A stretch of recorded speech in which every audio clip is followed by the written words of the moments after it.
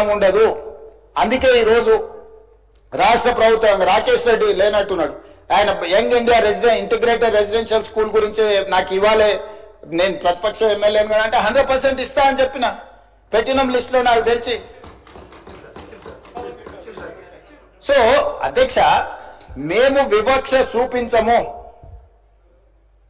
వివక్ష మా విధానం కాదు. వివక్షతోని రాష్ట్రాన్ని నడపలేము. వివక్ష వల్ల రాష్ట్రం అభివృద్ధి చెందదు. వీలైనంత మేరకు రాష్ట్ర అభివృద్ధి కోసం అందరు సహకారం తీసుకొని ప్రభుత్వం ముందుకు వెళ్ళాలనుకుంటుంది. అందుకే దాంబికాలకు గొప్పలకు పోలే. బడ్జెట్ 2 సార్లు మా బట్టి విక్రమార్క గారు ప్రవేశపెట్టినప్పుడు ఉత్తుత్త బడ్జెట్లు ఊదరగొట్టే బడ్జెట్ పెట్టి ఇప్పటికి 4 లక్షలు దాటి ఉండేది అధ్యక్ష. ఉత్తుత్త బడ్జెట్లు ఊదరగొట్టే బడ్జెట్లు పెట్టదలుచుకోలేదు.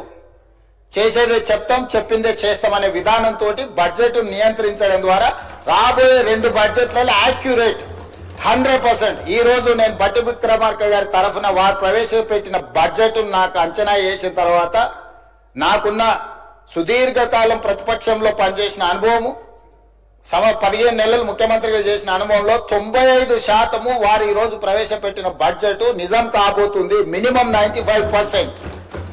Whereas 2014 to 2023 go through all 10 budgets. మొదటి సంవత్సరం 40% వ్యత్యాసం ఉంది. ఏ రోజు కూడా 25% కంటే తక్కువ వ్యత్యాసం లేని బడ్జెట్ ని గత ప్రభుత్వాలు పెట్టలేదు అధ్యక్ష.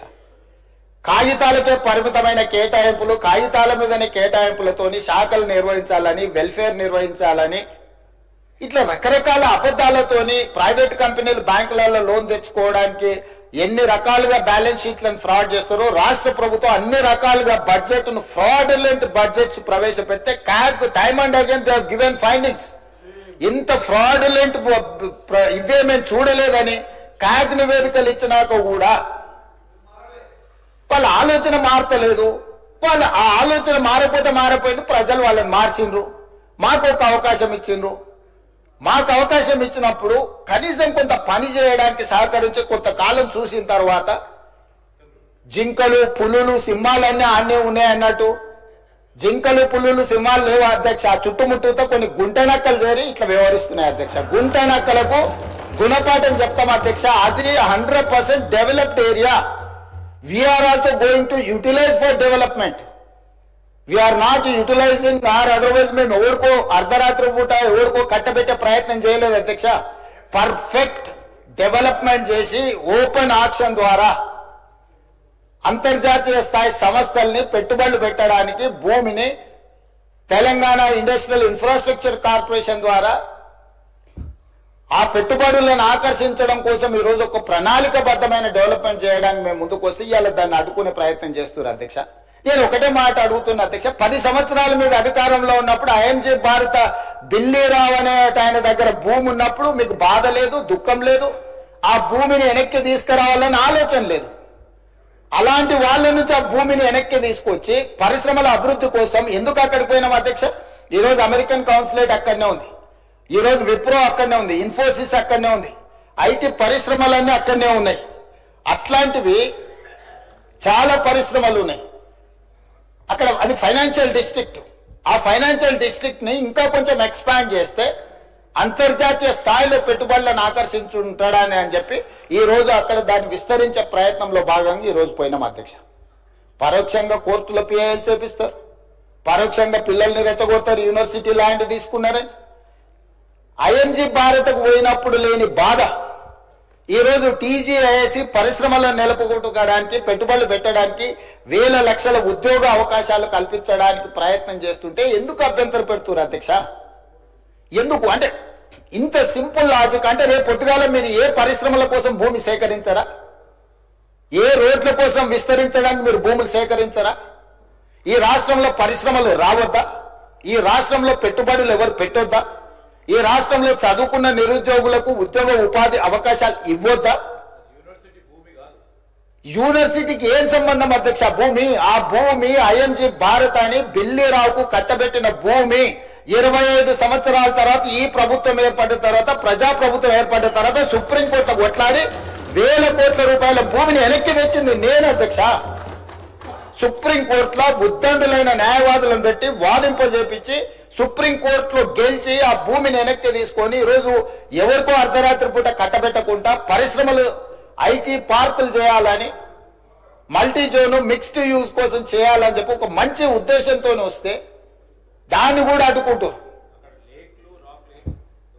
లేకులు రాకులు ఉన్నయేంటివి, లేకులను రాకులను ఆక్రమించుకున్నది ఎవరు, ఎందుకు ఇవన్నీ వీళ్ళు ఈరోజు అడ్డం పడుతున్నారు ఏంది అనేది నేను అది ఇంకో సందర్భంలో వివరాలు చెప్తా అధ్యక్ష.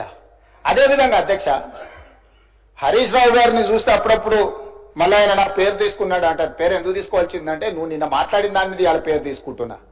ఆమంగల్ మా అత్తగారు ఊరు అంటే నేను అత్తగారు ఊరికి రోడ్డు వేసుకుంటున్నాను. అత్తగారు ఆ ఊరు వదిలి 5 దశాబ్దాలు అయింది అధ్యక్ష. అత్తగారు ఆ ఊరు వదిలేసి 5 దశాబ్దాలు అయింది.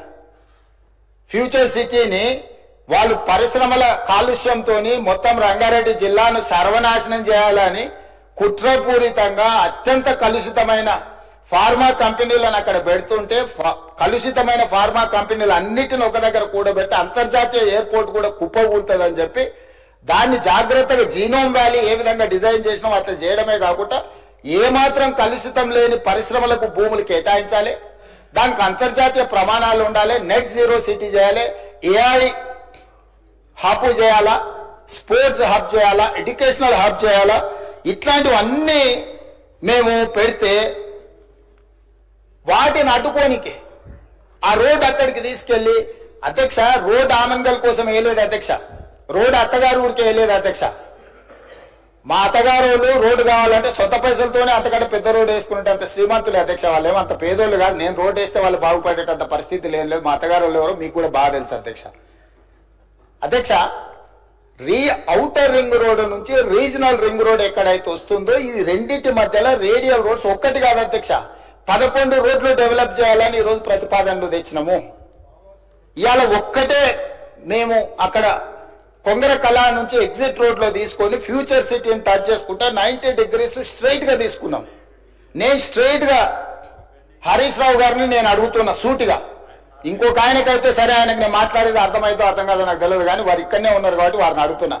ఈ రోజు అభివృద్ధి వద్దా, రీజనల్ రింగ్ రోడ్డు నిర్మించాలనా వద్దా, రేడియల్ రోడ్స్ వేయాలనా వద్దా, ఫ్యూచర్ సిటీ కట్టాలనా వద్దా, మూసి రిజిన్యువేషన్ ప్రాజెక్టు మూసి పునరుద్ధరణ ప్రాజెక్టును చేపట్టాలనా వద్దా, పరిశ్రమల కోసం భూములు సేకరించి పరిశ్రమలకు కేటాయించి తద్వారా పెట్టుబడులను ఆకర్షించి తద్వారా రాష్ట్రాన్ని అభివృద్ధి చేయాలనా వద్దా. 10 సంవత్సరాలు ప్రభుత్వాన్ని నడిపిన మీరు 10 సంవత్సరాలు తెలంగాణను ప్రపంచానికి ఒక మోడల్ గా డెవలప్ చేసినమన్న మీరు ఎక్కడ కూడా భూమి సేకరించకుండానే మీరు చేసిండ్రా? ఈ రోజు మీరు మల్లన్న సాగర్ బాధితులకు మల్లన్న సాగర్ భూ నిర్వాసితులకు మీరు చేయాలంటున్నారు. మల్లన్న సాగర్ భూమి ఎవరు సేకరించారు అధ్యక్ష? అధ్యక్ష, ఎవరి ఫామ్ హౌస్ దగ్గర ఈ రోజు వారు అడిగితే నేను విచారణకు ఆదేశించడానికి సిద్ధంగా ఉన్నా అధ్యక్ష. కొండపోచమ్మ ప్రాజెక్టు నుంచి ఫామ్ హౌస్లకు డైరెక్ట్ గా కాలువలు తీసుకున్న వాళ్ళు ఎవరు? ఈ రోజు కట్టుకున్న రిజర్వాయర్ల రంగనాయక సాగరా, లేకపోతే కొండపోచమ్మనా, లేకపోతే మల్లన్న సాగరా? ఎవరు భూములు కొనుక్కున్నారు, ఎవరు ఫామ్ హౌజులు కట్టుకున్నారు, ఎవరి ఫామ్ హౌజులకు ఆ రిజర్వాయర్ల నుంచి నీళ్లు పోతున్నాయి, రోడ్లు ఎవరు వేసుకున్నారు? ఈరోజు నాకు గాని నా కుటుంబ సభ్యులకు గాని నేను ప్రభుత్వం వచ్చిన తర్వాత 1 ఇంచు భూమి అయినా ఎక్కడైనా మేము కొనుక్కున్నామా? అది ఫ్యూచర్ సిటీ కాదు, 4 బ్రదర్ సిటీ అని, 4 crore brother and sisters city అధ్యక్ష. 4 కోట్ల తెలంగాణ సోదరులు సోదరీమణుల యొక్క సిటీ అధ్యక్ష. That is our future. ఆనాడు చంద్రబాబు నాయుడు గారు మొదలుపెట్టిన సైబరాబాద్ డెవలప్మెంట్ అథారిటీని రాజశేఖర రెడ్డి గారు కొనసాగించి, రాజశేఖర రెడ్డి గారు రాజకీయ కక్షాపూరితమైన ఆలోచనలు చెయ్యొద్దు, అభివృద్ధిలో ఎవరు మొదలుపెట్టినా దాన్ని కొనసాగించాలని రాజశేఖర రెడ్డి గారు నిర్ణయం తీసుకొని చంద్రబాబు నాయుడు గారు 200 ఫీట్లతో మొదలుపెట్టిన ఔటర్ రింగ్ రోడ్డును 500 ఫీట్లకు పెంచడమే కాదు, ఆనాడు పెద్దలు దేవేందర్ గౌడ్ గారు శంషాబాద్ లో మొదలుపెట్టిన అంతర్జాతీయ ఎయిర్పోర్టు ప్రతిపాదనను రాజశేఖర రెడ్డి గారు కొనసాగించుండు. రాజశేఖర రెడ్డి గారు ఆనాడు ఐటీ గాని ఫార్మా గాని నేదురుమల్లి జనార్దన్ రెడ్డి గారు మొదలుపెట్టిన hitech city foundation Rajiv Gandhi గారిని ఆదర్శంగా తీసుకొని మొదలుపెట్టిన హైటెక్ సిటీని చంద్రబాబు నాయుడు గారు కొనసాగించారు. చంద్రబాబు నాయుడు గారు కొనసాగించిన దాన్ని రాజశేఖర రెడ్డి గారు విస్తరించారు. ఏ రోజు కూడా కక్షాపూరితమైన ఆలోచనలతోని మేము వివరించలేదు అధ్యక్ష. గత ప్రభుత్వం ఏదైనా చేసి ఉంటే మేము ఇది మంచి చేసిన కొనసాగించండి అని మీరు అక్కడి నుంచి మాకు సూచన చేయండి. నేను ముఖ్యమంత్రి అయినప్పుడు ఇదే సభలో చెప్పిన అభివృద్ధి విషయంలో మాకు భిన్న అభిప్రాయాలు లేవు. గత ప్రభుత్వం ఏదైనా మంచి చేసి ఉంటే ఆ మంచిని కొనసాగిస్తామని ఇక్కడి నుంచే నేను స్పష్టంగా చెప్పిన. మీ సుదీర్ఘమైన అనుభవాన్ని ఉపయోగించి రాష్ట్ర ప్రభుత్వానికి సూచన చేయండి. ప్రతిదీ అడ్డుకునే ఆలోచన, ప్రతిదీ ఎట్లా చెడగొట్టాలనే ఒక కుట్ర, ఇది ఏ రకంగా మంచిది? ఈరోజు కామారెడ్డి దగ్గర ఒక రాకెట్ ధృవన అంటే ఇస్రో గవర్నమెంట్ ఆఫ్ ఇండియాలో ఇస్రోలో జరిగే రీసెర్చ్ ప్రైవేట్ లో ఈరోజు చేస్తాం. కామారెడ్డి దగ్గర మాకు ల్యాండ్ కావాలని అంటే ఒక దేశానికి సంబంధించి ప్రపంచంతోనే పోటీ పడే రాకెట్ సైన్స్ తయారు చేసే వాళ్ళకి మేము కామారెడ్డిలో ఉన్న ఎమ్మెల్యే ఎవరు అధ్యక్ష? ప్రతిపక్షానికి సంబంధించిన ఎమ్మెల్యే. అంత మంచి సంస్థను అక్కడికి పంపించాలని ఎందుకు అనుకుంటున్నాం అధ్యక్ష? మాకేముంటది అధ్యక్ష? తెలంగాణ మొత్తం మాదే అధ్యక్ష. నేను తెలంగాణకు ప్రాతినిధ్యం వహిస్తున్న అధ్యక్ష. ఒక్క ప్రాంతానికి కాదు, నేను ఈ ప్రాంతం ఆ ప్రాంతం కాదు, తెలంగాణ మొత్తం మా పరిధిలోనే, మా మంత్రివర్గం మా ప్రభుత్వం పరిధిలే. ఈ తెలంగాణను క్రియేట్ చేసింది మేము, ఈ తెలంగాణను ప్రొటెక్ట్ చేసేది మేము, ఈ తెలంగాణను డెవలప్ చేసేది మేము, ఫ్యూచరిస్టిక్ తెలంగాణగా మార్చేది మేము అధ్యక్ష. ఈరోజు ఎక్కడ చూసినా అక్కడ లేక్స్ రాక్స్ లేకపోతే ఏమో ఉన్నాయి అధ్యక్ష. నిజ నిర్ధారణ కమిటీ మీరు వేసుకోండి అధ్యక్ష. మీరు ఆదేశాలు ఇస్తే మాకేమో అభ్యంతరం లేదు. ఎమ్మెల్యేలు అందరినీ ఒక ట్రిప్ తీసుకెళ్లి చూపిద్దాం అధ్యక్ష. అక్కడ జరుగుతున్న అభివృద్ధి ఏంది, మేము చేస్తున్నది ఏంది, లేకపోతే పవర్ పాయింట్ ప్రెజెంటేషన్ తమరు అనుమతిస్తే సభలు కానీ లేకపోతే కమిటీ హాల్లో చూపిస్తాం అధ్యక్ష. అన్ని ఓపెన్ బిట్టింగ్లు మేము అమ్మదలుచుకున్నాం అధ్యక్ష. పెట్టుబడులను ఆకర్షించాలని ఇవాళ అసెంబ్లీ జరుగుతున్నా కూడా అంతర్జాతీయ సంస్థలతో ఈరోజు నేను మా శ్రీధర్ బాబు గారు మీటింగ్ ఏర్పాటు చేసి ఆ మీటింగ్ ను ఈ రోజు వాళ్ళతో పెట్టుబడులను మాట్లాడి వచ్చినాం అధ్యక్ష. ప్రపంచంలోనే పెద్ద పెద్ద పరిశ్రమలు తెలంగాణ వైపు హైదరాబాద్ వైపు చూస్తుంటే మీరు చేయలేని పనులను కూడా ఈరోజు ఎలివేటెడ్ కారిడార్ కంటోన్మెంట్ లో మీరు 10 ఏళ్ళు తిప్పలబడ్డం అన్నారు, రాలేదు. అంతకంటే ముందు 10 ఏళ్ళు రాజశేఖర రెడ్డి గారు కూడా ప్రయత్నం చేసి రాలేదు. నేను వచ్చిన 10 నెలల కేంద్ర ప్రభుత్వం నుంచి నేను సాధించిన అధ్యక్ష. పూడూరులో నిర్వహించిన లో ఫ్రీక్వెన్సీ నావీ రాడార్ స్టేషన్ మీరు కూడా వచ్చారు కదా అధ్యక్ష. అది 9 ఏళ్ళు మీరు కేవలం రాజకీయ కక్షలతో ఆపి పెడితే దేశ భద్రతకు సంబంధించింది అధ్యక్ష. అది ఏ ప్రైవేట్ ఇండస్ట్రీ ఎవరు పెట్టుబడిదారు కప్పచెప్పేది కాదు. సముద్రంలో దేశం మీద దాడి చేయడానికి వచ్చే శత్రువులను కనిపెట్టడానికి మన తెలంగాణలో మన భూభాగం మీద వికారాబాద్ లో తమరు నియోజకవర్గంలో పని మొదలు పెడతామంటే 9 ఏళ్ళు మీరు ఆ భూమిని కాంపెన్సేషన్ తీసుకొని కేంద్ర ప్రభుత్వం నుంచి నష్టపరిహారం తీసుకొని భూసేకరణలో భాగంగా కేవలం మీరు పర్సనల్ గా ఏదో ఎజెండా తీసుకొని వెళ్తే కేంద్ర ప్రభుత్వం దానికి అనుకూలంగా వ్యవహరించలేదు అని ఒక కారణం చేత పెండింగ్ పెడితే నేను వస్తేనే నేను దాన్ని క్లియర్ చేసిన. ఆర్సీఐ అక్బరుద్దీన్ ఓవైసీ గారి కాన్స్టిట్యున్సీలు ఉంటాయి, దేశ భద్రత కోసము ఉండే సంస్థ. మీరు లీజ్ రెన్యువల్ చేయలే. గవర్నమెంట్ ఆఫ్ ఇండియా దేశ భద్రత కోసం ఉన్న భద్రతా బలగాలకు సంబంధించిన వాటిని తెలంగాణ రాష్ట్ర ప్రభుత్వం 2700 ఎకరాల ల్యాండ్ లీజ్ రెన్యువల్ చేయకుండా గత ప్రభుత్వం మీరు ఆపి పెడితే నేను ఇమ్మీడియట్ గా కేంద్ర ప్రభుత్వానికి లీజ్ రెన్యువల్ చేసిన అధ్యక్ష. కేంద్రంలో ఉన్నది నరేంద్ర మోడీ గారు కాబట్టి లేకపోతే రాజ్నాథ్ సింగ్ గారు కాబట్టి రాజకీయంగా నాకు సరిపోదు కాబట్టి నేను దేశ భద్రతతో కూడా చెలగాట మారతాని అట్లా కుంచితమైన స్వభావంతో మేము వ్యవహరించలేదు అధ్యక్ష. అది నరేంద్ర మోడీ గారైనా రాజ్నాథ్ సింగ్ గారైనా లేకపోతే చంద్రశేఖరరావు గారు, హరీష్ రావు గారు, లేకపోతే తారక రామారావు గారైనా దేశ భద్రతకు సంబంధించిన విషయంలో రాష్ట్ర అభివృద్ధి విషయంలో మేము ఎక్కడ కాంప్రమైజ్ కాలేదు అధ్యక్ష. పొలిటికల్ విల్ తో మేము దాని రాజకీయ ప్రేరేపితమైన నిర్ణయాల వైపు మేము ఎన్నడూ వెళ్ళలేదు అధ్యక్ష.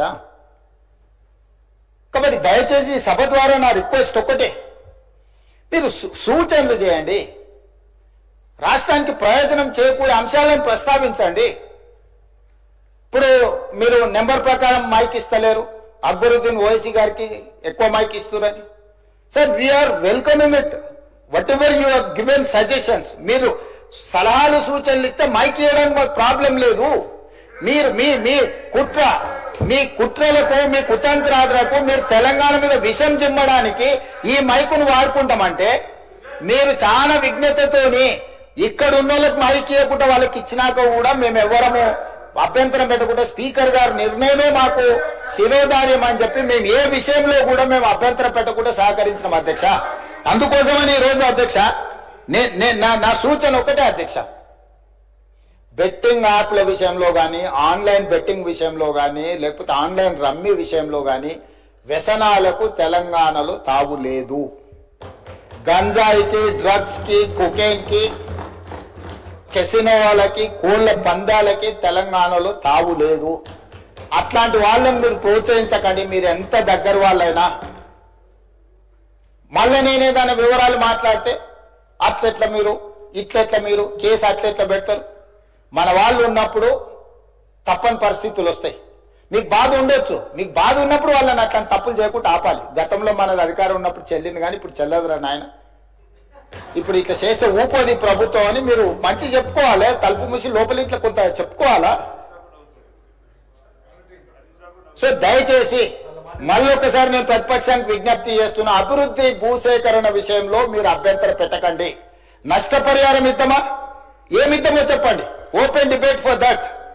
భూసేకరణ విషయంలో భూమి కోల్పోతున్న వాళ్లకు బాధ ఉంటుంది, దుఃఖం ఉంటుంది. ప్రత్యామ్నాయం ఏం చేద్దామో చెప్పండి. మూసి పరివాహక ప్రాంతంలో నష్టపోతున్న పేదలకు ఏమిద్దాము, ఒక మంచి కమ్యూనిటీ, ఒక గేటెడ్ కమ్యూనిటీ కట్టి వాళ్ళకి ఇల్లు కట్టిద్దామా, లేకపోతే వాళ్ళకి నష్టపరిహారం బాగిద్దామా, లేకపోతే ఫ్యూచర్ సిటీ రోడ్లో పోయే వాళ్ళకి ఏ విధంగా నష్టపరిహారం ఇద్దాము, లేకపోతే ఫ్యూచర్ సిటీలో భూసేకరణకు సంబంధించి ఎంత నష్టపరిహారం ఇద్దాము, లగచర్లలో పేదవాళ్ళ భూమి పోతే ఏమిద్దామో చెప్పండి. ఇది ప్రభుత్వ ఖజానాలో నుంచి ఇచ్చేది ఎవరు, వాళ్ళు కానీ నేను కానీ ఎవరు మన ఇళ్ల నుంచి తీసిస్తలేము. ప్రభుత్వ ఖజానా నుంచి అభివృద్ధిలో వాళ్ళు సహకరించినప్పుడు వాళ్ళకు రూపాయి ఎక్కువ నష్టపరిహారం ఇచ్చి వాళ్ళని ఆదుకునే బాధ్యత మనది. వాళ్ళకు ఉపాధి కల్పించే అవకాశం ఉంటే వాళ్ళకు ఉపాధి కల్పిద్దాం. వాళ్ళ కుటుంబాలకు ఉద్యోగ అవకాశం కల్పించేది ఉంటే ఉద్యోగ అవకాశం కల్పిద్దాం. కానీ భూసేకరణనే మేము అడ్డుకుంటాము, మేము ముందుకే పోనీయము.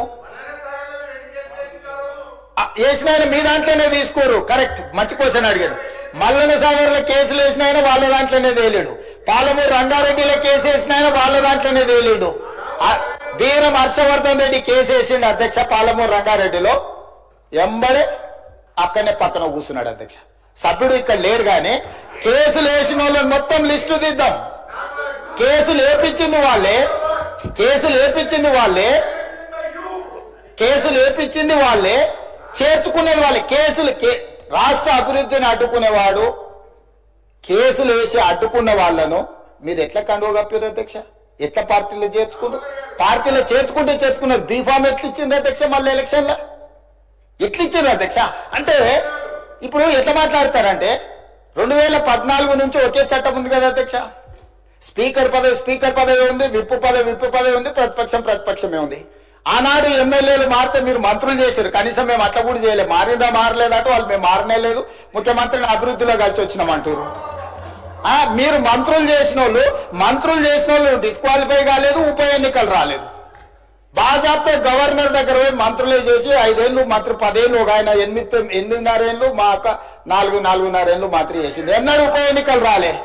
కానీ ఇప్పుడు ఉప ఎన్నికలు వస్తాయి, వచ్చే వారమే ఉప ఎన్నికలు అంటారు అధ్యక్ష. ఎట్లా వస్తాయి అధ్యక్ష? చట్టం మారలే, న్యాయం మారలే, స్పీకర్ ఆఫీసు సేమే ఉంది, పాలకపక్షం ప్రతిపక్షం అట్లనే ఉంది, రాజ్యాంగం అసలే మారలేదు. ఇంకెట్లా వస్తాయి అధ్యక్ష ఉప ఎన్నికలు? నాకు అర్థం కాలేదు. ఏ రాజ్యాంగం ప్రకారం వస్తాయి అధ్యక్ష? డాక్టర్ బాబాసాహెబ్ అంబేద్కర్ గారు రచించిన రాజ్యాంగం ప్రకారము గత అనుభవాల దృష్ట్యా ఎప్పుడు కూడా పార్లమెంట్ ప్రాక్టీసెస్ అండ్ ప్రొసీజర్స్ అని ఉంటాయి అధ్యక్ష. చట్టంలో గ్రే ఏరియా ఉన్నప్పుడు గతంలో ఎలాంటి విధి విధానాలను ఆచరించారు, సాంప్రదాయాలు ఎట్లున్నాయని చూస్తారు అధ్యక్ష. 2014 నుంచి 2019, 2019 నుంచి 2023 వరకు ఏ సాంప్రదాయాలను ఈ సభ ఆచరించిందో అచ్చం గదే సాంప్రదాయాలను మనం ఆచరిస్తాం అధ్యక్ష. అంతే కదా అధ్యక్ష? తమరైనా నేనైనా సేమ్ సాంప్రదాయాలనే ఆచరిస్తాం కదా అధ్యక్ష. సో అందుకోసమని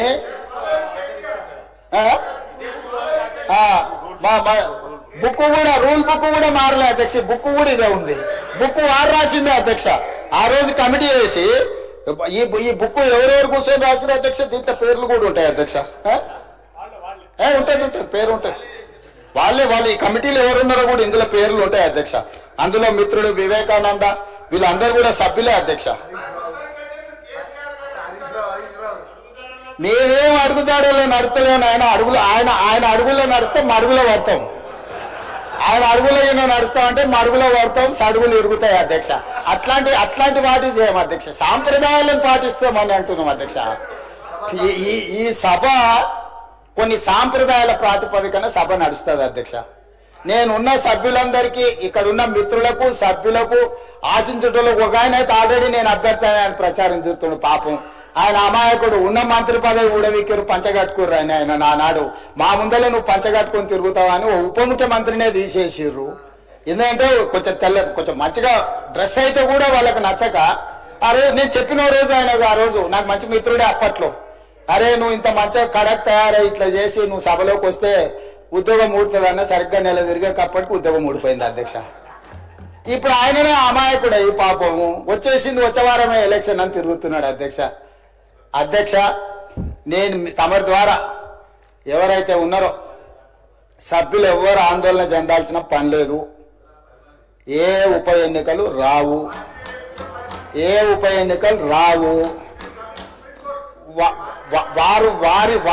ఎన్నికలు వారు కోరుకున్నా రావు. ఎందుకంటే ఒకవేళ వారు ఇటొచ్చినా ఎటొచ్చినా ఏ ఉప ఎన్నికలు రావు. అక్కడ